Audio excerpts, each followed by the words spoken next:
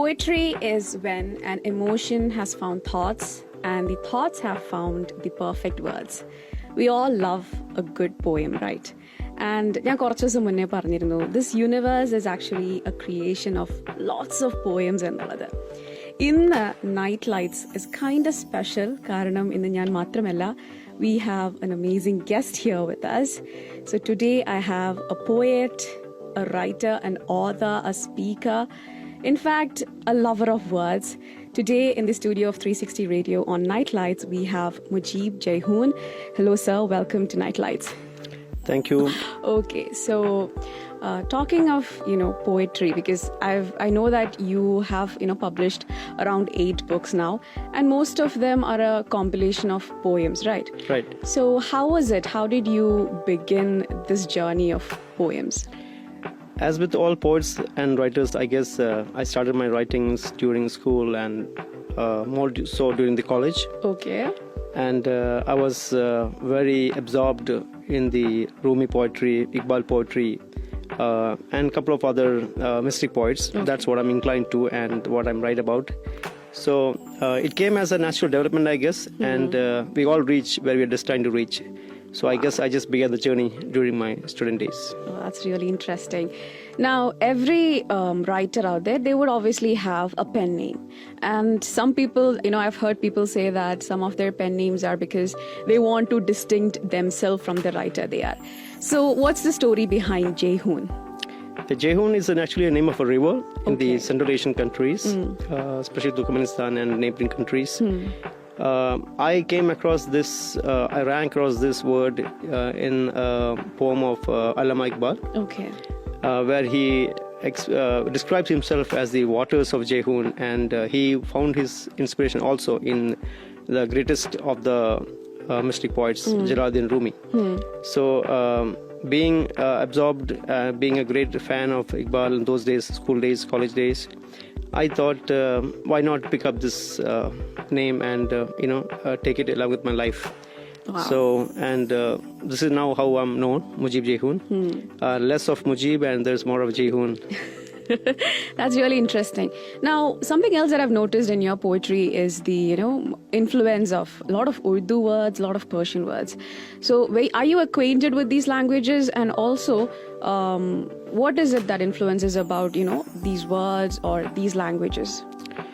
From a deeply personal point of view, it's less of my familiarity with the language than the acquaintance I have with my favorite poets. So when you like someone, a great personality, you kind of get closer to whatever their regional factors were in terms of language, maybe in dressing, your outlook, the way even sometimes your body language. So it's something which I think happens in a kind of a role modeling. Yeah, okay. So I fell in love with Urdu just because of Iqbal. Oh, wow. And anything to do with Iqbal, I'm very attracted to those kind of things. So I find it homely if I use these foreign loan words than the English words, or the language that I write in actually. And every language is grounded, is molded, is nurtured in a particular culture. So while English is of a Victorian or a Western civilization, Urdu is more, Urdu, Persian and Arabic sometimes is more of East, with all its sophistication of culture and other diversities. And also, I've noticed how, there is this sense of healing that you write through your words, especially in a very spiritual way. So do you feel like poetry helps a person heal? Well, actually, for me, writing poetry is more of self-healing than healing others. Okay. So for me, it's a remedy for my own ills, my pains and my agonies than solving others' problems. So first, for me, I heal myself. It's a remedy for my own problems.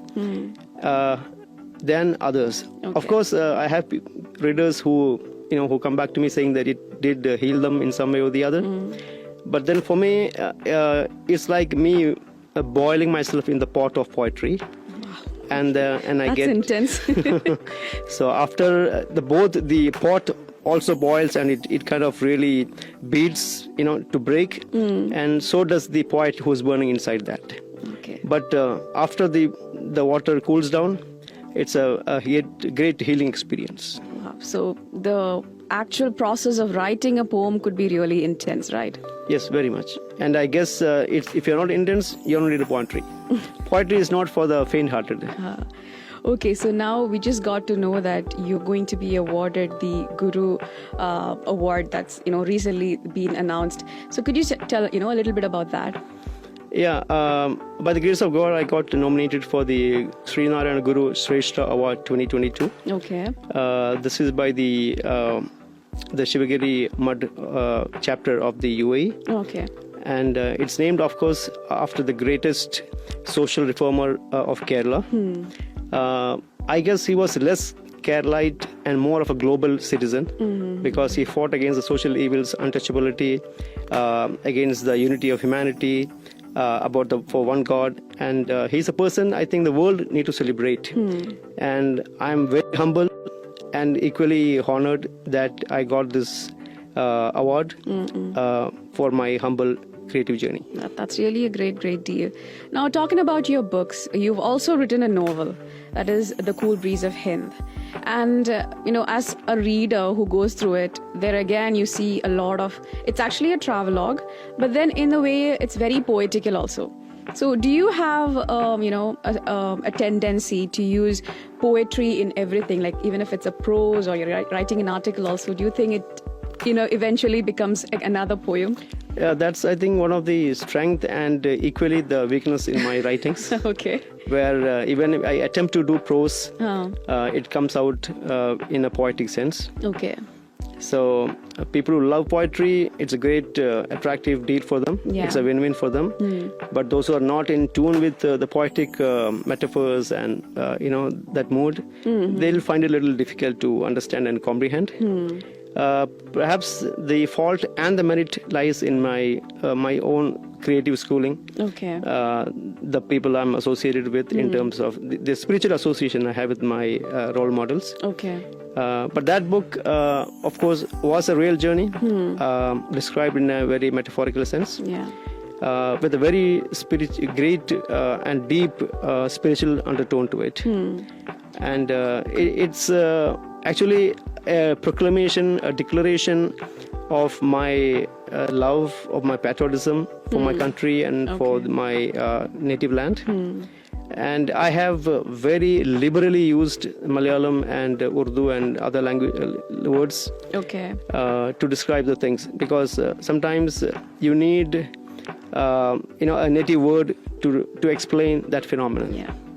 And also, could you tell us a little bit about the book, like the themes, or the places, or the different journey that the experiences that you've had throughout?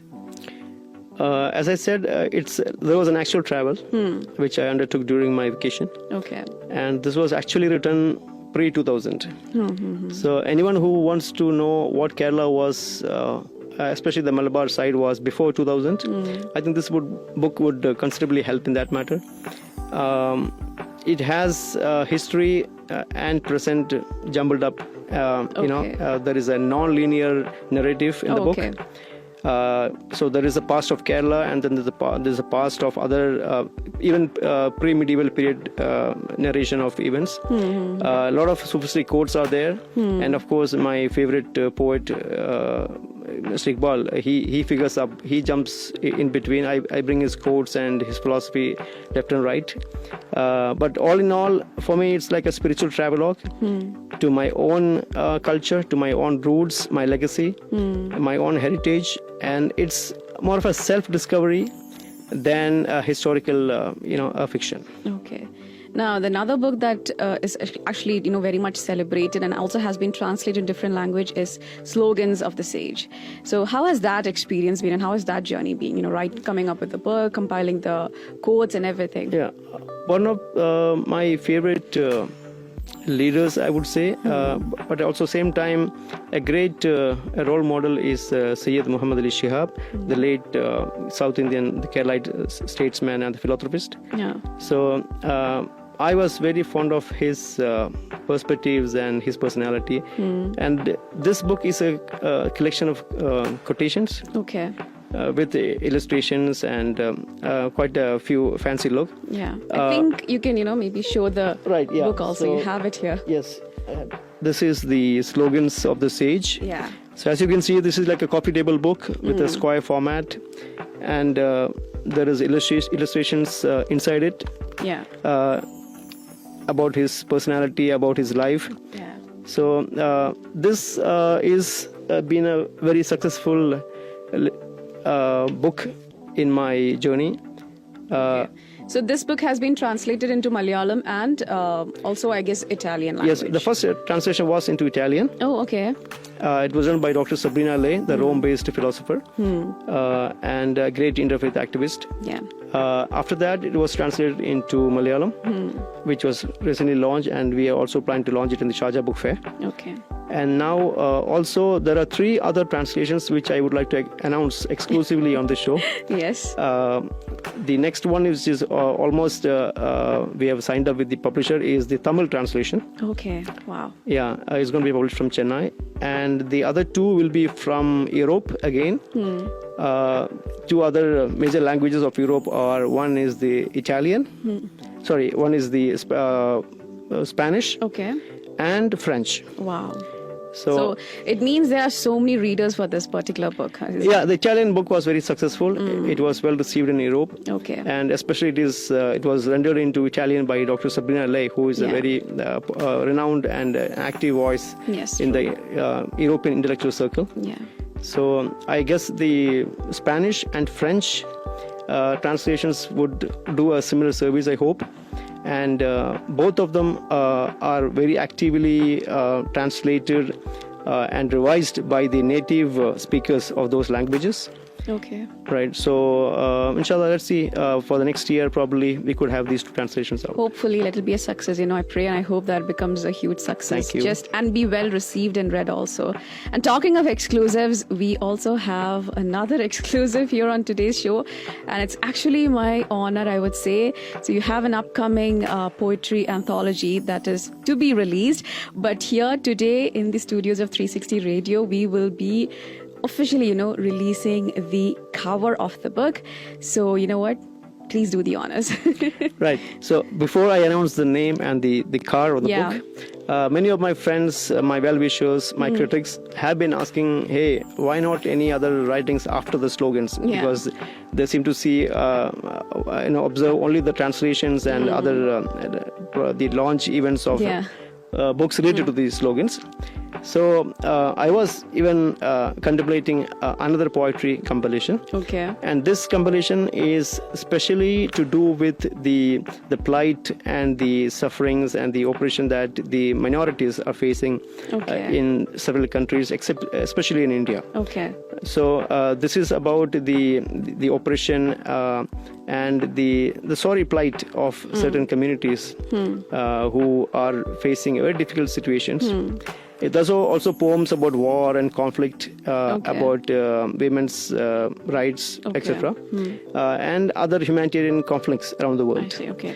So I guess let me take this opportunity yes, please. And thank you for giving this opportunity to announce the name of the book and as well as the cover reveal on the show. So this is called The Mantra of Oppressed. Wow. Mantra of the Oppressed. Right. So as you can see, this is a lady who is behind the barbed wire, and it's often the women who pay the price for the conflicts in several countries. Sure. Men somehow, make it out, but women and children especially, they go through a very difficult situation. Yeah. And they pay the price, the first price and the greatest price of any conflict, especially wars and other hate-related conflicts.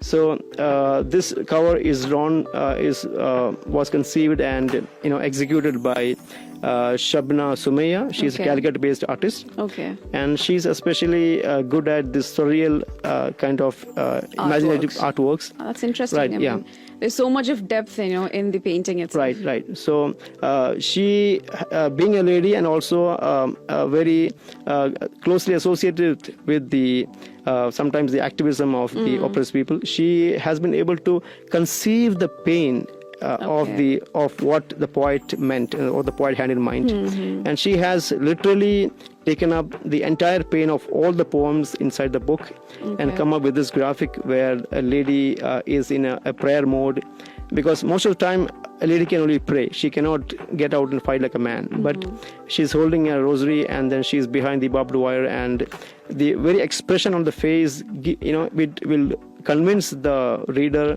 the book lover, that the pain that women, especially who undergo in conflicts. Okay. I mean, it's quite interesting and also very deep, I would say, and something that we readers can, look forward to for sure. Now, talking of, you're also a public speaker, especially, noticed how you speak with students, with the youth out there. So what's something that you would want to, tell the youth, especially when it comes to writers, young writers and students who love to play with words or, be with words? Right, yeah. I would say to be with the words because words are too precious to play with. Yes. We can afford to play with gems and diamonds, but not with words, because they're very sharp, they're very tender, and they're very meaningful. Yes. So words, as I've said somewhere, are too precious to be, spoken out too loosely. So we should be very careful. We should be very serious about words. So what I would like to see in our youth, especially the writers, is people should be rooted very strongly, very spiritually in their own heritage. Especially, for example, if you take the case of every culture, every country is unique. Me coming from Indian culture, I feel there's a lot of heritage, a lot of good values in the Indian cultures. Irrespective of the race or the religious denomination. So India is rich. India's soil is rich with values and a lot of legacies out there where we should be strongly connected to.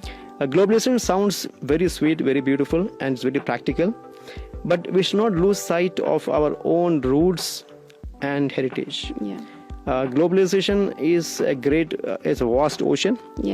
But we should swim with our values intact. It's very important.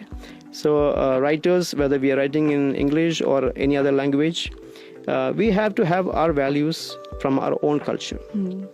And then we introduce that to a globalized world. And the readers will respect us when we stand in our own soil. That's what my creative experience has taught me.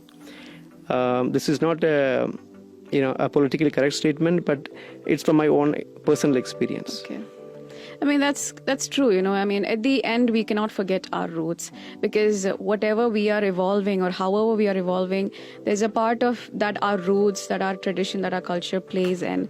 And as long as, that is good and positive and nice, I believe, we have to respect and, engage and nurture our roots and culture.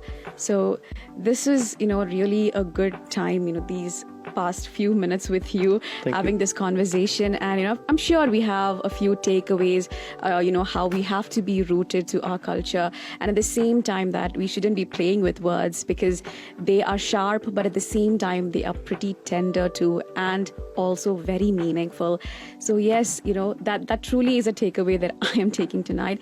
Thank you so much for coming here. Thank you, and all the best for your upcoming works, your book that's to be released. All the best for that. Thank you for having me here. And as your motto states, where listening is a virtue, writing is also a virtue. Thank you. Well, yes, I think we'll add that too. But this was really nice. And I'm signing off for the night. Take care. Love, duas. Good night. Bye-bye.